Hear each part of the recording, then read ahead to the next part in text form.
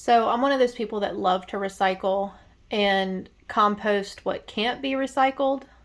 And I've been working on cards, and I just want to show you what actually was thrown away from my crafting.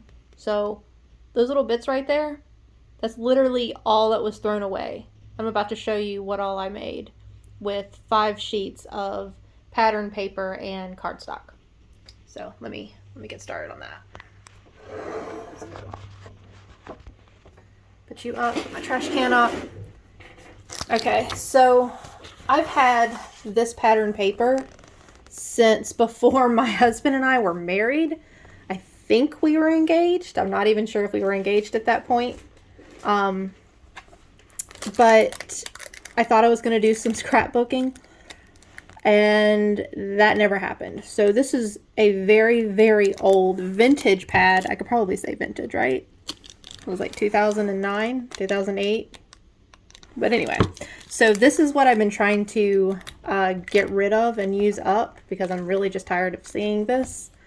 So one of the pattern papers, I actually completely used all up. So one pattern's completely gone, and this is the other pattern paper that I used. So this was one, this was another pattern, this was a pattern, and this was a pattern. So I was able to get 54 cards, A2 size, out of those papers. So let me show you what I got there. So full mat. I was able to get two cards out of each paper. So I could do one this way and one the other way. So I got two of those, two of those, two of those. Did one get caught in there? Yeah. Try to keep them organized. That one, two of that one. Now these are obviously not done. These are just like my card bases, I guess you would say. They need a lot more. They need a lot more decoration and stuff, but this is a good start and a good way to do some assembly line things. So this one was the one that I completely used up, like it's gone. Don't have to look at it anymore. So this is another one. It could go either way as well. Pretty much all of these, you can either do them, what is it, portrait or landscape. So two of those, two of those, more of those. Is it one? Nope, two of those as well. These I think I am going to do landscape.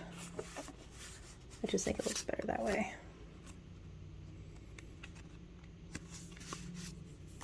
Some of these I kind of have an idea of what I want to do with them. Like I think this one would make a really cute baby boy card. Like a welcome baby. And this one for a girl's birthday, I think. Or another baby card, girl baby.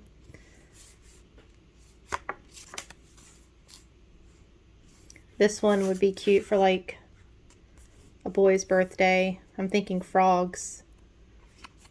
With all the blue for the puddle and green for the frog. This one reminds me of Halloween. So I'll show you one card that I did go more Halloween with it. And then smaller pieces, I was starting to run out of the paper, pattern paper. So these I matted because it wasn't quite big enough. So to make it work, I put a colored mat around it. And I didn't do too many of those. I just felt like I would need a whole lot more to make this card work. So I stopped doing that. And then I started doing these 3x3 cards. So some of them are matted, some of them are not, because I realized I didn't really need the mat for the 3x3s because they're smaller. So I did that one,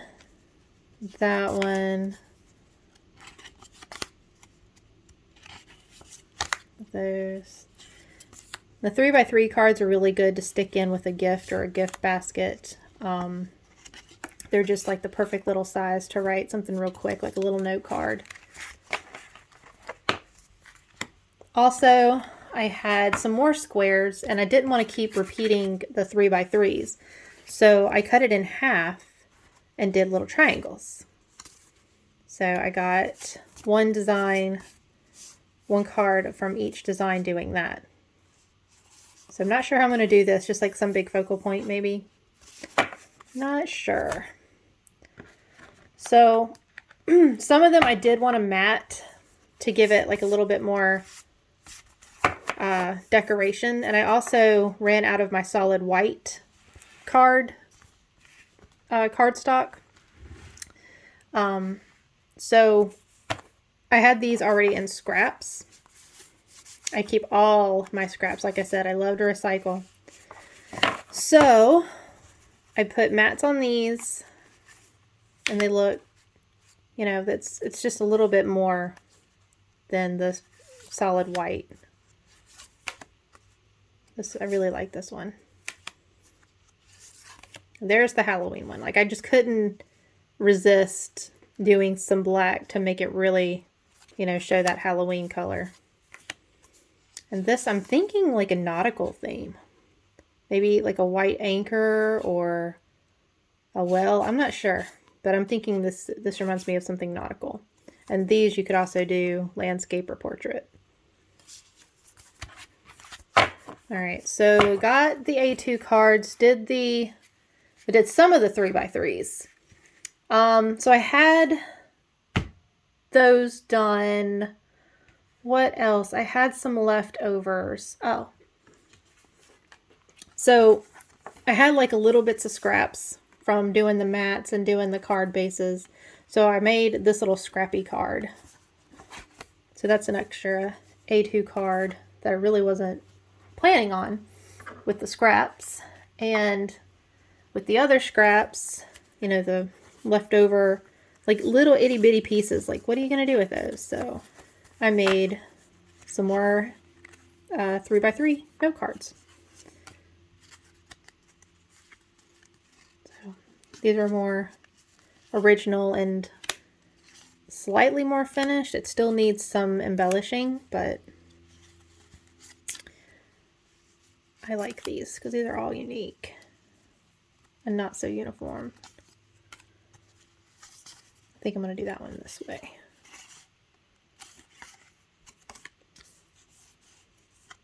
You can do a little stamp sentiment, and do a little something.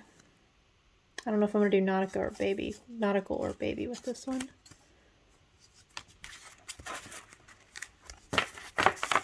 But most of the hard work is done. So did those, and I had some scraps that were smaller than, these are 3x6. So I had some that were like 2.5 inches. So what I did is that I used my gift tag punch that can go up to 2.5 to 1, I think. So I used the scraps and I made some gift tags. That's just a plain white one.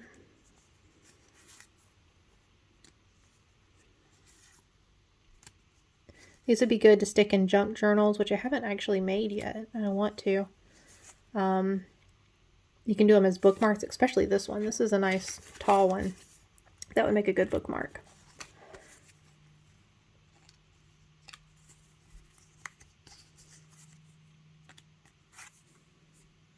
So just some scrappy gift tags to use for gifts, or you could even use it on top of cards. Like add that as your focal point or an element of design. All right, so that's the actual stuff I made. And then what I had left over was a 3x3 scrap to use for, you know, later card making or for when I have to do orders. 2x3 white that I can use later. So these are really usable scraps. I couldn't think of anything else to make that. I guess I could have made another smaller tag, but I wanted to save some for later. Put back in my stash. So then I had these 1-inch ones left over, and these 1-inch scraps I use for when I want to stamp. So I'll stamp a sentiment there, and then I'll make like a little flag banner, or I'll just stamp it and I'll assemble it on the card. I don't have a card here to show you, but that's what I do with these. These 1-inch ones I try to save for when I stamp. And then I had some 1/2-inch scraps, and the 1/2-inch ones, I did some of them with these little pennant flags that I use to decorate cards or other things. Like, let's see, there was a scrappy one that I did that with somewhere. Yeah, there it is. See? Like, I'll do that and then I'll add it as a decor element to cards. And this one, I found these little like tiny scraps that fit on there, and I went ahead and just glued them on because why not? Kept them from being thrown away. So I had those that I can add to my embellishment stash for cards. I could even stamp on those too. Then I had 1-inch ones and some 1/4 inch, not 1/4 inch. I guess they are 1/4 inch. So 1-inch, some of them are 1-inch, like that's a 1-inch. A 1/2 inch, 1/4 inch, and then, you know, on down. But these are paper beads. I used to make these as a kid in a set that I had, like a little craft set. Don't think I've actually made any jewelry out of it. It was just fun to roll them. So let's see, I got how many? I had 20 pink. I made 20 pink. I did 13 blue. I did 11 yellow and 3 green, 1 black, and 2 brown. It's actually craft paper. The scrapbook paper. Don't know what I'm going to do with them. It was just really fun and relaxing to roll them, surprisingly. Took a while, but it was fun. I could do jewelry, or maybe do some kind of earrings, or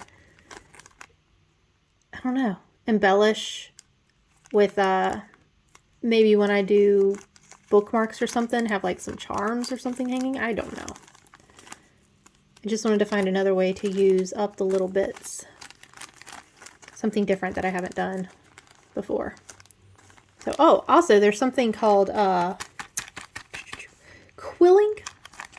And it's like where you do these folded round pieces of paper to make all these pretty designs. I do not have a template or all the tools to do that. I've got the quilling tool, which is what I use to do this, but I don't know how to do all those designs. I've got to do more research on that. It's just above my level right now. So then all my other little bits, like I've got some of the holes from punching the gift tags. I have a star hole punch, so all the itty bitty small ones I did some star punches with. I even like the itty bitty slivers of paper. I don't know if you can see that. I used the quilling tool and I rolled it up, and I thought that that would be really fun for the shaker cards, and that's what these are for. Is I don't know if you've ever seen any of my cards that I've done. I've done some 4th of July shaker cards recently. But you just put them in the cards, and when they shake it, it's got this gap so that they move all around. And it all matches these cards. So if I wanted to make any of these into a shaker card, I've already got things cut up that matches them. So, yeah. And that is everything. And you saw what I had thrown away. I used everything, and I ended up making 54 cards, 17 3x3 cards, 10 gift tags, the 3 little scraps that go back into my stash, 4 of the little stamp 1-inch slits that I can use, 7 of the 1/2-inch pennant flags, and I didn't calculate how many beads I had total, but I had quite a few of those, and then these shaker things. So Yes, this is everything that I had from my 5 sheets of paper and scrap cardstock that I had. Oh, and these little base white cards that I've had forever and I really just needed to use. So got so much done. All of that. Look at all that. Look at all that. You see that? It's a lot. So now I get to put these up for another play session and I get to embellish everything. And that's going to be fun too. So who knows what I'll come up with. I'll show you when I finish it.